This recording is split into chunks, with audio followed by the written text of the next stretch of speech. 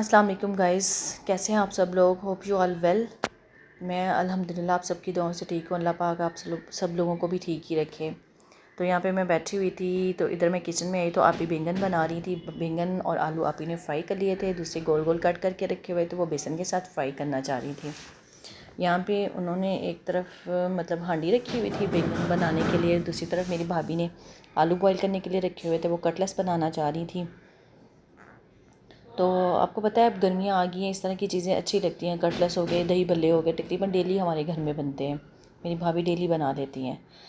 تو اور آپ لوگ سنائیں، آپ لوگوں کو پسند ہے بینگن؟ ہمارے گھر میں تو بہت شوق سے کھاتے ہیں، میری اماں، میری آپی۔ یہاں پہ میری بھابھی پیاز کاٹ رہی تھیں تو میں ان کی ویڈیو شوٹ کر رہی تھی۔ یہاں پہ میری ماں جی ٹی وی دیکھ رہی تھیں اور میں بھی ان کے پاس آ کے بیٹھ گئی۔ پھر میں کچن میں آ گئی، بھابھی میری تیاری کر رہی تھی ساری چیزوں کی، تو میں بس ایسے کیمرہ لے کے گھوم رہی تھی۔ اماں جی واش روم میں جا رہی ہیں۔ الحمدللہ میری امی بہت بہتر ہیں پہلے سے، پہلے وہ چل نہیں پا رہی تھی لیکن الحمدللہ اب چلتے ہیں۔ یہاں پہ پھر ایک طرف میں کٹلیٹس فرائی کری تھی، دوسری طرف میری بھابھی روٹیاں بنا رہی تھی۔ کٹلیٹس ماشاء اللہ بہت ٹیسٹی بنے تھے، بہت مزے کے بنے ہوئے تھے۔ یا تو آپی نے کہا کہ یہ بینگن بھی فرائی کر دینا، لیکن تب تک گیس چلے گی۔ گیس کا بہت ایشو ہے آج کل، تو آج کل گیس بہت پریشان کرتی ہے۔ صبح ناشتے میں بھی چلی جاتی ہے اور دوپہر میں بھی ایسے ہی ہے، بس ہانڈی بنانی ہوتی ہے تو بہت مشکل ہو جاتا ہے۔ تو یہاں پہ میں ساتھ ساتھ یہ کٹلیٹس فرائی کر رہی تھی، تو یہ میں نے بیسن لگا کے فرائی کیے تھے۔ بھابھی مجھے کہہ رہی تھی کہ ساتھ میں نا انڈے والے، لیکن مجھے بیسن والے بہت پسند ہیں، تو ساتھ میں یہ انڈے والے بھی بعد میں ہم لوگوں نے کرنے تھے۔ میں پہلے بیسن والے فرائی کری تھی، میں نے کہا چلو پہلے بیسن والے فرائی کر لیتی ہوں نا، کیونکہ گیس نہ چلی جائے۔ اور آپ لوگ بتائیں، آپ لوگوں کو کٹلیٹس پسند ہے؟ مجھے تو کہ شامی کباب بھی بہت پسند ہیں، مجھے چپلی کباب بہت پسند ہے، مجھے اس طرح کی چیزیں بہت پسند ہے، لیکن فی الحال ڈاکٹر نے مجھے منع کی ہوئی ہیں تو میں کھاتی نہیں ہوں۔